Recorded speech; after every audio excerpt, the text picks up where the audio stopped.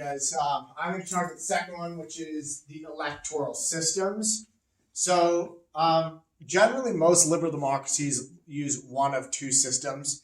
They're either going to use a first past the post or what is called single member plurality. I don't think you have to remember that. It's not that important. But first past the post, which is kind of a winner takes all style election. A country is divided into a bunch of different smaller areas called ridings or constituencies, and then there is a race to see who could represent that, who could win the election in that specific region, and then they get representation in the government. Whatever party gets the greatest representation wins the election. So that's first past the post. The second system is proportional representation, which I've talked about lots with my class, and this basically means that a party, however many votes that they get as a percentage, is how much representation they get of the government. So if you win 50% of all of the votes, that means that you get 50% of the seats or 50% of the representation. So say a country had 100 seats. If you won 50% of the votes, then you would get 50 seats. Right? That's pretty simple, pretty easy to understand. Yeah. I'm going to talk about these two systems and then some of the issues with them. So Canada, we follow what is called we follow first past the post. It's quite an old system, but we tend to think it works still today. There is a lot of Canadians that are arguing that we should move to a PR style of system, including our own Prime Minister. In the last political campaign that he ran, he promised that he was going to move our country to a proportional representation system. Like a lot of things Trudeau does, he didn't fulfill that. So we are going to move on to, let's talk about that. So I want you guys to look at this image here. And I want you to consider it. And I want you to think that, is there anything that sticks out in this graph? So this is quite an old election when we used to have the Alliance Party. We don't anymore. But here are the parties of Canada. So Liberal, Alliance, PC, NDP, Bloc Québécois. We had 338 seats that you could win. And here is the layout of how many each party won in the election. So Liberals won 172, the Alliance 66, the PC is 12, the NDP 13, and the Bloc Québécois 38. If we break it down by how many Canadians voted for that party by percentage, the percentages look like this. 41% of Canadians voted Liberal, Alliance 25%, PC 12%, the NDP 9%, and the Bloc Québécois 11%. If we divide the 338 seats by percentage, what percentage did the party win of the seats? The Liberal Party won 57% of the seats, the Alliance 22%, the PCs 4%, the NDP 4%, and the Bloc Québécois 13%. Does anything kind of stick out as sort of interesting here? What do you think, Brian? I mean, I think that's pretty messed up that the Bloc Québécois has more seats than the PC.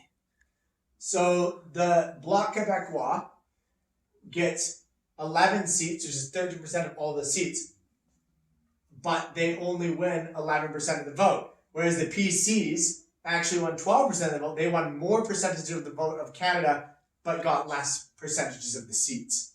So how is that possible? Like, that doesn't seem to make sense at all. Or for the fact that the Liberal Party wins less than 50% of the seats, 50% of the votes in Canada, but wins 57% of all of the seats. So they have a clear majority. And so how are these things possible? Well, I'm going to help you understand this by you coming over to the board over here and looking at this miniature election that I made of nine ridings. So this is going to be a country called Hansville, stupid country name, and it only has 9 ridings in it. And we have some really interesting party names in our country. The party names are A, B, C, and D, which is really exciting. And we're going to look at the election. So if we go to each of the ridings across the whole country, all 9 of them, we're going to look at what percentage of people vote for each party in each riding. And you guys are going to tell me who the winners are. Actually, you don't have to tell me the winners are because I actually already said it. So it's a winner takes all. So you don't have to get 50%. You just have to get more than anybody else. So in riding number 1, as you can see, party A wins. Riding number 2, party B wins with 30%. Riding 3, party A wins with 45% and so forth. So party A, party B, party B, party D, and party A. So which party is going to win the election? So of the 9, A gets 1, 2, 3, 4, 5. So A gets 5 ridings. Okay, B gets 1, 2, 3 ridings. And party C, unfortunately, party C gets 0 ridings because they're sucky, allegedly. And then party D gets 1 riding. So if you guys look at this, if we looked at it by percentage, which party won the election? By percentage.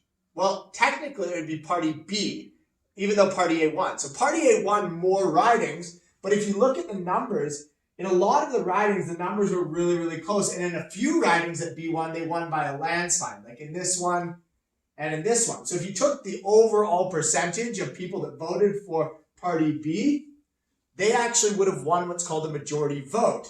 But because A was able to win more of the ridings, they actually would be the party in power. These guys would become the executive branch. These guys would become the official opposition. And these would be the kind of nobodies. The other interesting thing to think about is look at how many people voted for party C. If we look at it by percentage. So here they got 25. Here they got 20. Here they got 20. Here they got 2. Here they got 20. Here they got 15, 30, 30, and 3. So you think about that. How many people in this country, Hansville, voted for party C, but had 0 representation? Like they don't get anybody sitting in government for them, even though lots of people voted for them. And that's one of the big issues with first past the post is that if you don't win, if your vote doesn't help someone win in your riding, it's like your vote doesn't count, or it's like your vote doesn't exist.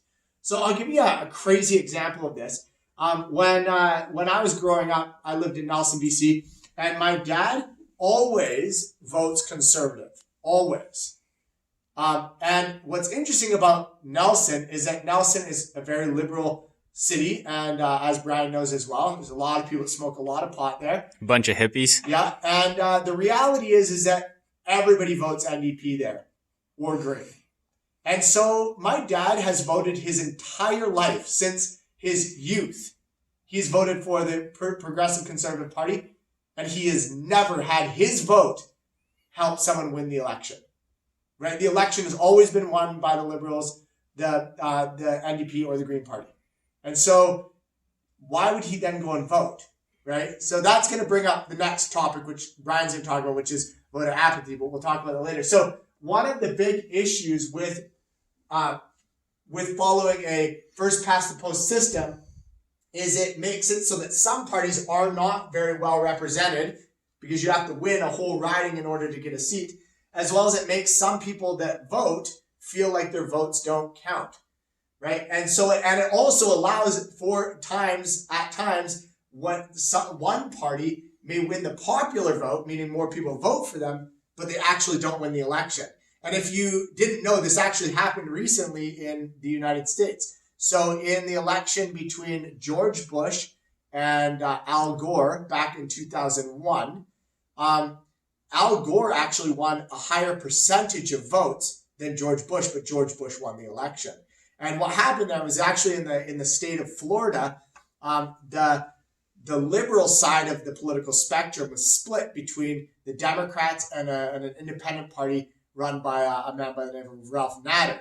So people that often voted more liberal are usually going to vote Democrat. But in the state of Florida, Ralph Nader had gained a lot of popularity with his kind of Green Party initiatives. And some people that would have voted Democrat actually voted for Ralph Nader. So it split the vote on the left side of the political spectrum.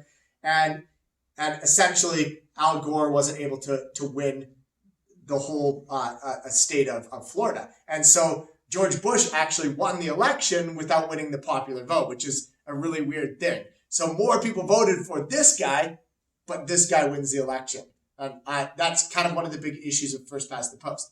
So I'm going to go with you here. I hope that made sense to everybody. But I'm going to go with you here, and I'm going to talk about what some of the pros and cons of first past the post are with you. So, can you see okay, Brian? Yep. All right. So here's first past the post. Here's our pros and our cons. One of the big pros of first past the post, and one of the reasons I like first past the post, is that it creates a clear winner. Right? There's one in every riding, regardless of circumstance, there's always a clear winner. This person won. Even though all the other people voted, this person won. Okay? And often, because there's a clear winner, it also creates a more often than not, it creates a majority government.